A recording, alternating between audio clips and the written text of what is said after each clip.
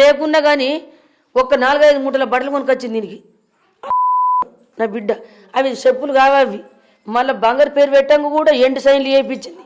4 రోజులైనాక బంగారు బ్లాస్లెట్ చేపిస్తా నీకు ఆనికి. దీనికి బంగారం సారణ పెట్టలేరు వాళ్ళు. నా సొమ్ము తినుకుంటా.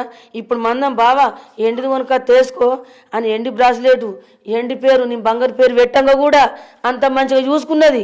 చూసుకొని వచ్చినాక ఏం చేసిండు ఏమన్నది ఫోన్ చేసి 3 రోజులు అయినాక ఎంపెత్తాము నీ బిడ్డని అంటే నేను కూడా కొంచెం నిలబెట్టుకున్నా. ఇగో నువ్వేమనుకుంటున్నావో నాకు తెలియదు. నీ కొడుకుని తీసుకోపోవే, నాకు వద్దు. నీ కొడుకు వద్దు, మీ కుటుంబం వద్దు, మీ కుటుంబం నాశనం కానీ నా బిడ్డను చంపేటట్టే ఉన్నారు. ఏయ్ నువ్వు నాటి ఇంట్లోకి వెళ్ళినాడు నడతామన్నాడు. మరి లొల్లేదాకా చూడకు, నా బిడ్డ నీకు అద్దిగా. మీరేమేమో ప్రయత్నాలు చేస్తుర్రు, నువ్వు రోజు ఒకటేంగా పోతున్నామంటే మీరేమో నిర్ణయాలు తీసుకుంటుర్రు. నా బిడ్డను చంపేటట్టున్నారు. 5-6 నెలల నుంచి వెళ్ళి వచ్చింది. 5-6 నెలల కాంచెల్లి నా బిడ్డను టార్చర్ పెడుతురు మీరు. దానికి నెత్తి నొప్పి లేస్తుంది. అక్క మాట్లాడేది ఓరుడు దానికి పడది. నెత్తి నొప్పి లేసి పడిపోతుంది. మీరు అద్దు దయచేసి అల్లుడు నువ్వు ఇంటికో అని అన్న.